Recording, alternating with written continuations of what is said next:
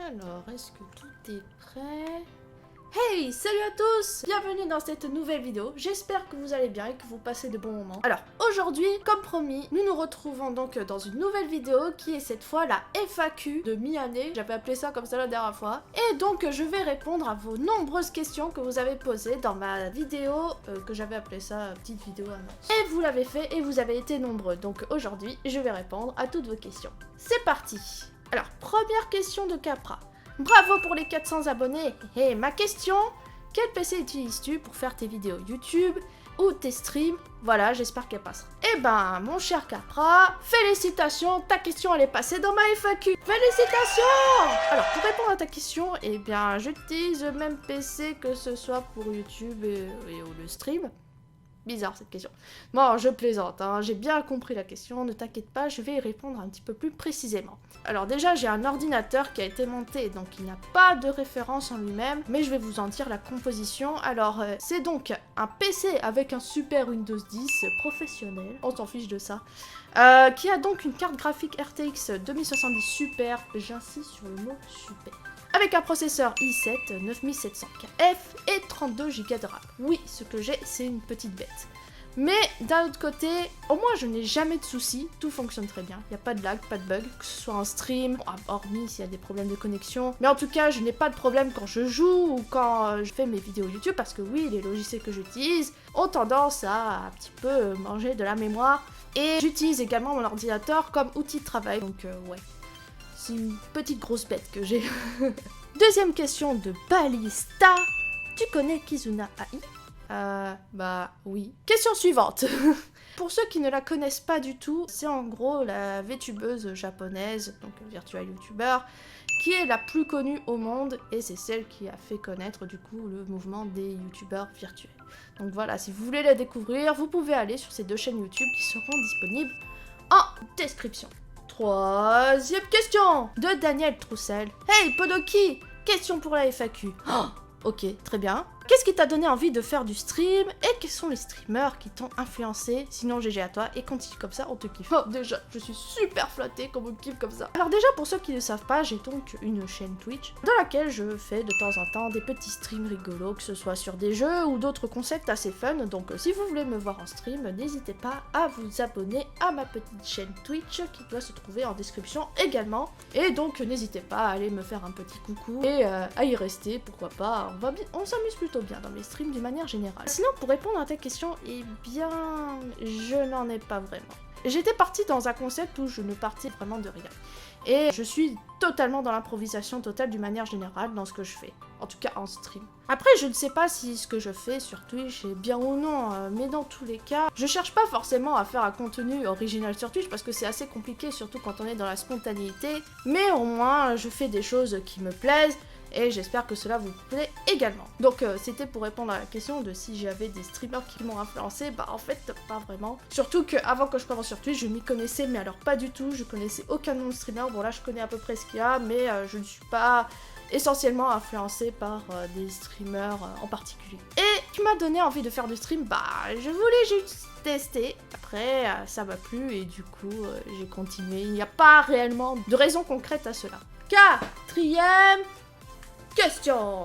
Alors, c'est une question de Mister Truel. As-tu des nouveaux projets de vidéos? Sinon, bravo pour les 400 abonnés. Muy interesante. Question. Ok, j'ai mélangé l'espagnol et l'anglais. Ouf. Alors, il est prévu que je vais sortir des vidéos qui s'éloignent un peu du gaming pour faire d'autres contenus fun qui m'attirent. Je vais sûrement refaire des sujets du jour comme j'avais fait au début de ma chaîne YouTube. De base, je voulais partir d'ailleurs sur ce genre de concept pour ma chaîne, sauf que je me suis rendu compte qu'en fait c'était un gros taf de malade. Alors je vous explique très rapidement pourquoi. Parce que quand on fait des vidéos qui sont sur des sujets en particulier, en général il faut faire super attention à ce qu'on dit. Quand j'ai travaillé sur ce genre de vidéos, il fallait que je récupère donc les informations, mais il faut ensuite les recouper et les vérifier parce que bon, c'est bien beau de faire du contenu sur un sujet en particulier, mais il faut être correct dans ce que l'on dit et il faut vérifier ces informations, ce qui n'est pas évident du tout. Et du coup, on n'est jamais à l'abri de dire des bêtises en fait. Et puis évidemment, après avoir fini d'avoir les informations et tout ce que l'on souhaite, il y a le tournage, il y a le montage, la traduction aussi que je fais moi-même, qui sont des choses longues à faire et ce n'est pas évident. Mais dans tous les cas, sachez que les prochaines vidéos, bon, je continuerai sur le gaming, hein, ça y a aucun doute là-dessus.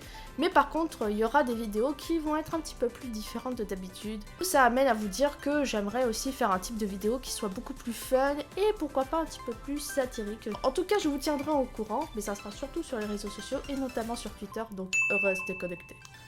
On est déjà à la 5e question, à la question de Ray. Bravo pour les 400 abonnés, merci, merci.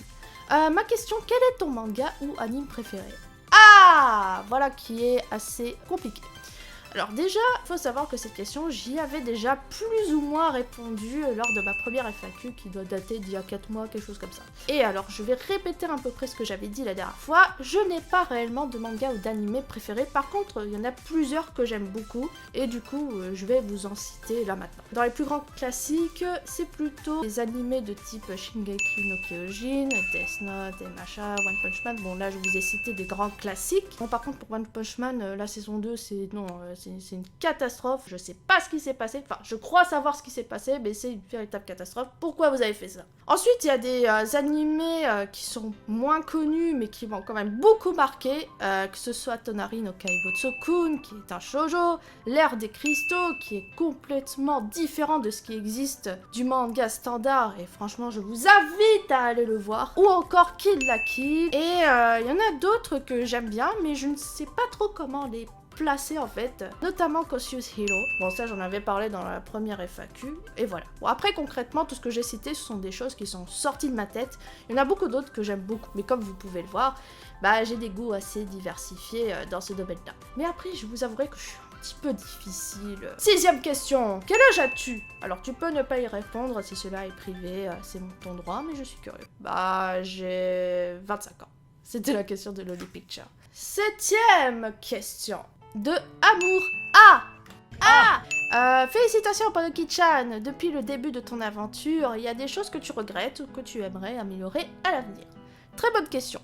Alors, des choses que je regrette, alors si j'ai un regret en particulier, c'est de ne pas avoir commencé plus tôt, mais je n'ai pas pu car j'avais des raisons personnelles à cela et je vais pas du tout détailler sur le sujet. S'il y a des choses que j'aimerais améliorer par contre, bah évidemment il y a beaucoup de choses que j'aimerais améliorer. Bah déjà première chose, j'aimerais que mon contenu sur ma chaîne soit un petit peu plus qualitatif et par exemple, je sais pas, avoir accès à des technologies beaucoup plus poussées pour faire des vidéos beaucoup plus quali quoi. Même si déjà effectivement j'ai un très bon matos pour faire mes vidéos, ce n'est pas encore suffisant pour faire du très bon contenu, en tout cas avec un avatar virtuel. Parce qu'avec un avatar virtuel, si vous comparez ma chaîne à celle de Kizunai, on est totalement dans des technologies totalement différentes. Moi là, à l'heure actuelle, par exemple, j'utilise un casque VR, mais Kizunai, elle, c'est carrément de la motion capture qui est utilisée. Et ça, c'est le rêve d'utiliser ce genre d'équipement. Bon, je sais que c'est complètement inaccessible, mais ça serait un truc de fou si j'avais eu ce genre de technologie. Je pense que ça montrait en gain la qualité de mes vidéos, ça c'est sûr. Mais d'un autre côté, il n'y a pas que ça. Il faudrait que je puisse améliorer donc l'environnement. Par exemple, là, vous voyez, je suis dans un décor en 3D.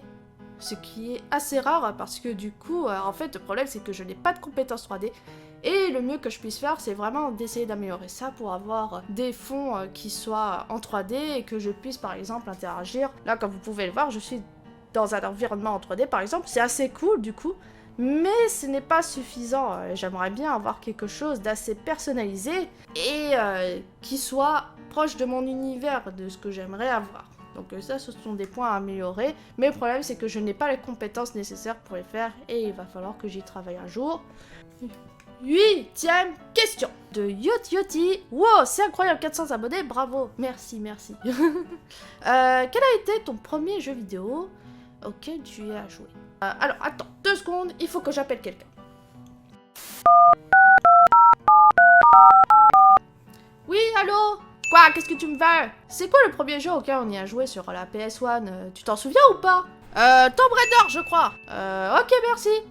Alors pour info, hormis certains jeux, la grosse majorité, ce n'est pas moi qui les ai choisis, c'était mon père à l'époque, bah oui, parce que c'est lui qui tenait le portefeuille. Donc forcément, ce n'est pas moi qui les choisissais. Et du coup, je jouais aux jeux auxquels il jouait. Et donc forcément, il y avait de fortes chances que ce soit celui-là.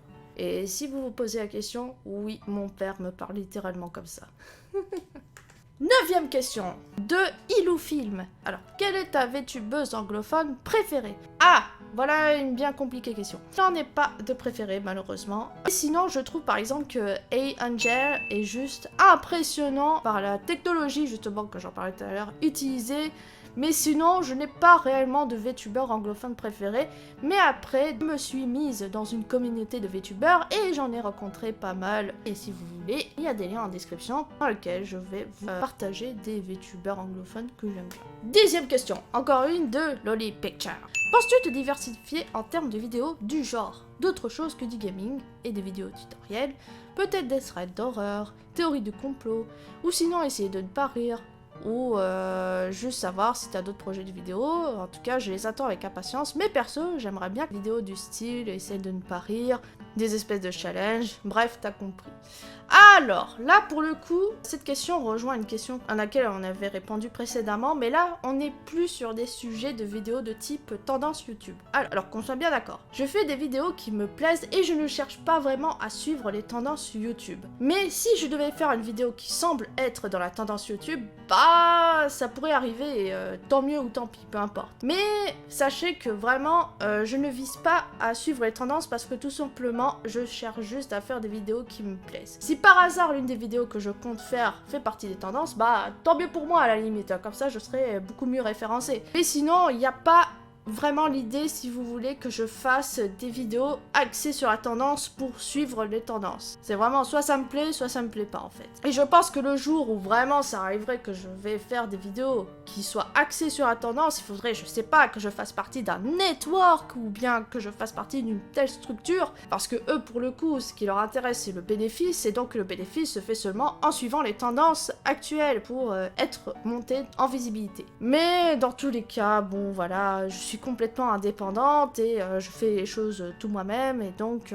je sais pas, je pourrais pas vraiment répondre à cette question parce que bah, c'est uniquement en fonction de mes goûts, mais dans tous les cas, comme je l'avais dit, il y aura des vidéos qui vont s'éloigner du gaming. Mais c'est pas pour autant que j'abandonne l'idée, hein. Attention. Mais peut-être que plus tard, voilà, je songerai à faire des types de vidéos qui pourraient vous faire participer. Et d'ailleurs, je me suis dit, tiens, pourquoi pas vous proposer de me donner des idées de vidéos en commentaire, et peut-être que certaines de vos propositions pourraient m'intéresser, et je pourrais plonger là-dessus pour faire en vidéo.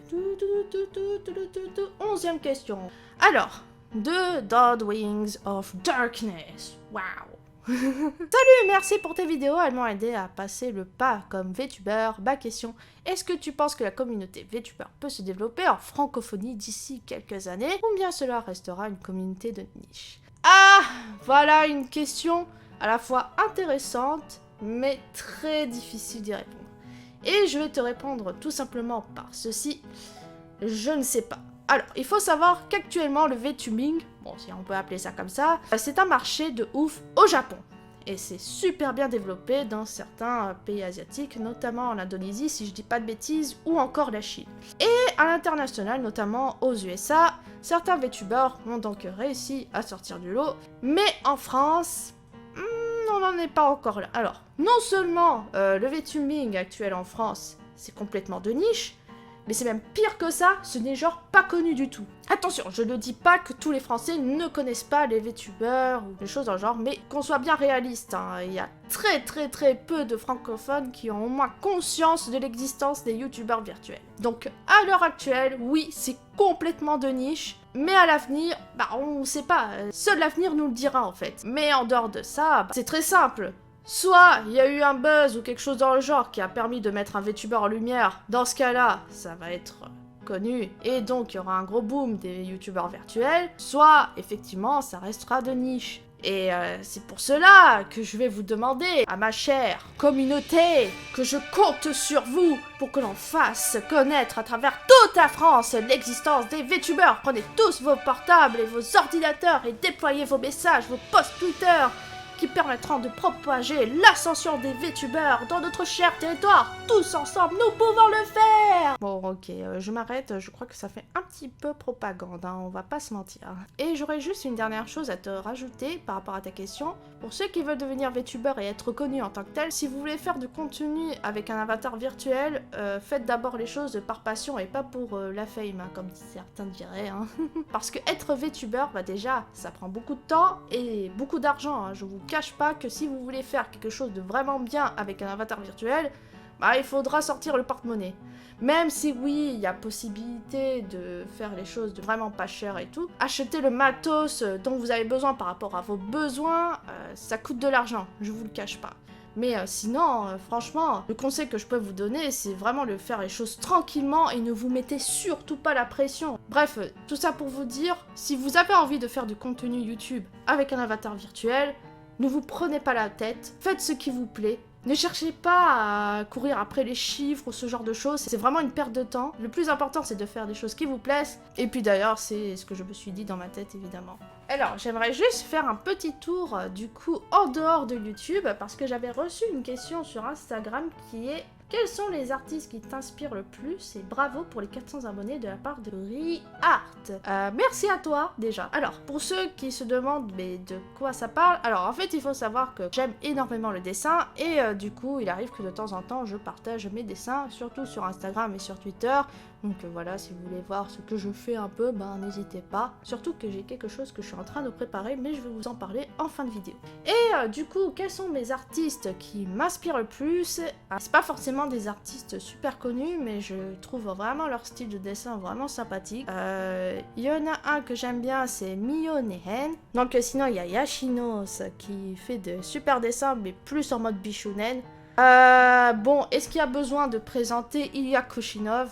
Il y en a une que j'aime bien, c'est Tao Zippy, pas forcément super connue non plus, mais elle fait des dessins réalistes, mais avec tous ces effets de glow et tout. Et d'ailleurs, je me suis pas mal inspirée d'elle pour faire certains dessins où il y a justement des effets un petit peu lumineux, avec des petits scintillements. Je sais pas trop comment expliquer ça. Et il y en a un, ça va vous paraître super étonnant, hein, vous allez dire mais what the fuck. Alors en fait, c'est un artiste japonais qui est donc mangaka. Je n'en ai aucune idée de si c'est une fille ou un garçon, mais je m'en fiche complètement. Mais juste son dessin, il est juste nickel de ouf. Il y a juste un petit truc, un petit détail, c'est que cette personne fait des mangas de boys love un petit peu hardcore. Alors ça fait bizarre parce que bon, en fait, je suis pas spécialement fan du boys love d'une manière générale et des choses un petit peu hard et tout, mais son dessin, mais juste regardez ça, c'est juste incroyable, c'est juste trop beau. Ah, et bien sûr, pour finir, il y a un artiste, alors je pourrais pas dire que c'est une inspiration, mais disons que c'est un modèle. Pour moi en tout cas, c'est Vlop. Je n'ai rien d'autre à dire, Vlop, c'est pour moi celui qui est au-dessus de tout. Après voilà, c'est complètement subjectif, mais Vlop, il fait juste des trucs incroyables et je sais pas quoi vous dire en fait, c'est juste fou.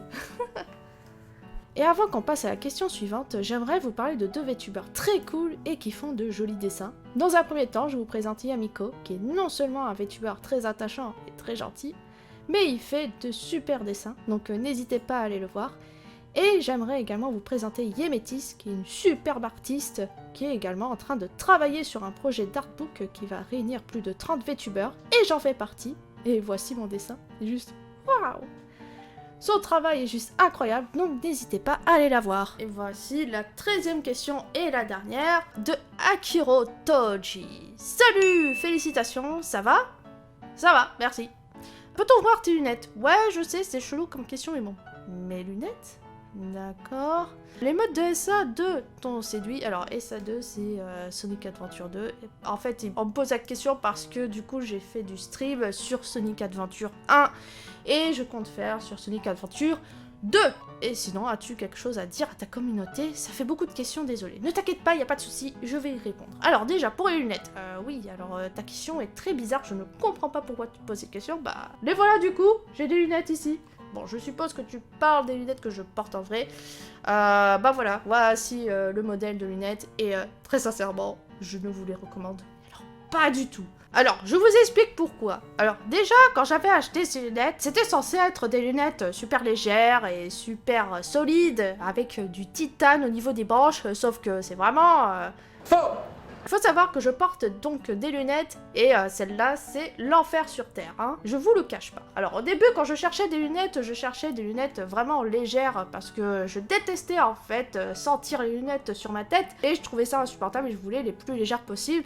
Donc il y avait ce modèle-là qu'on m'avait proposé et on m'avait dit « Oui, ne vous en faites pas, ces lunettes sont en titane, ça ne va jamais se casser, tu parles !» Première semaine, j'ai porté ces lunettes, la branche elle s'est pétée sans aucune raison. What the fuck? C'est quoi cette histoire? Et du coup, je suis retournée chez l'opticien et on m'a dit « Oui, ne vous en faites pas, on va changer vos lunettes, mais il faut payer une garantie. » Ouais, bah bien sûr, il faut payer une garantie pour le faire. Alors du coup, j'ai payé cette foutue garantie et du coup, je me suis repris une nouvelle paire de lunettes. Et bam, qu'est-ce qui se passe au bout d'un mois? Devinez quoi? La branche s'est encore cassée, c'est un truc de fou! Mais alors vous allez me dire, mais comment ça se fait que cette branche elle se casse tout le temps? Bah en fait, si vous voulez, sur la lunette, on va dire qu'il y a des branches qui sont donc incrustées dans la face avant. Et en fait, quand vous la pliez, ça fait un truc super bizarre, je pourrais pas vous l'expliquer, mais c'est un système complètement pourri. Hein. Et ce qui fait qu'à chaque fois, mes branches, elles se cassent quand je referme et que je réouvre la branche. Et du coup, encore une fois, ça s'est cassé, je suis retournée voir l'opticien, et on m'a dit, ah bah c'est marrant parce que les retours clients sont autour des 0,6%, enfin un pourcentage complètement random. Par rapport à cette lunette, bah en général, les personnes sont plutôt satisfaites, les lunettes ne se cachent jamais. Et on me dit, ah bah vous faites partie de ce pourcentage random tout pourri quoi. Mais pourtant voilà, j'ai toujours eu des lunettes et j'ai jamais eu de soucis quoi, ça n'avait aucun sens en fait. Et du coup, rebelote, j'ai encore repris les mêmes parce que voilà, garantie, gna gna gna. Et du coup, bon, ça a tenu plusieurs mois. J'ai essayé de faire super gaffe et malheureusement, encore une fois, la même branche du même côté, elle s'est cassée. Et du coup, ce qu'on a fait, c'est qu'on a pris de la colle super forte et on a collé la branche. Et du coup, bah, je peux porter ces lunettes, mais je peux plus les plier. Du coup, vous allez me dire, mais est-ce que cette anecdote a été utile? Bah, non! Mais j'avais envie de déverser un peu ma haine, voilà. Bon sinon, la question suivante, est-ce que les modes de SA2 t'ont séduit? Bah malheureusement, je n'ai pas encore pu tester les modes de SA2, mais ça va se faire très prochainement en stream. Est-ce que j'ai quelque chose à dire à la communauté? Banana.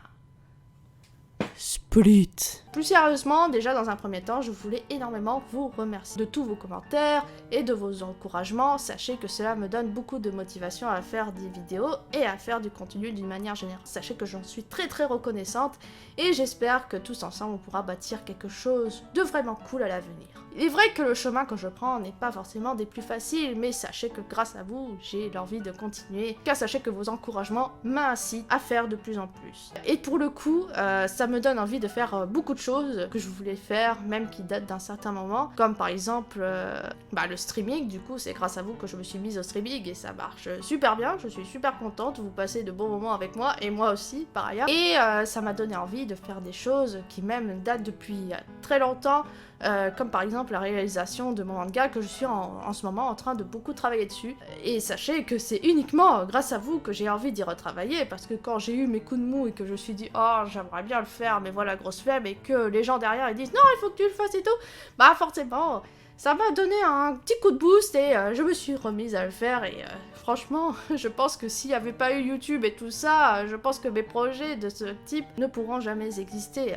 Pourquoi j'insiste beaucoup là-dessus? Parce que par exemple, le projet manga, c'est quelque chose que j'avais imaginé il y a plus de 10 ans maintenant, mais un jour je vous en reparlerai, je vous promets. Bien sûr, j'espère pouvoir un jour le publier et que vous allez l'apprécier également. Enfin bref, même si à côté des mastodontes du YouTube Game, j'ai l'air d'un petit grain de poussière, peut-être qu'un jour il sera possible pour moi de devenir bien plus qu'un grain de poussière, quoi. Bref, je pense que vous avez compris l'idée. Mais en tout cas, je vous remercie à tous et avant qu'on se quitte là-dessus, j'aimerais vous montrer quelque chose de vraiment invraisemblable. L'un d'entre vous m'a fait donc des TikTok pour me féliciter. Alors TikTok, il faut savoir que j'ai un compte, mais je fais quasiment rien dessus. Je crois que j'ai fait une fois et après j'ai laissé tomber.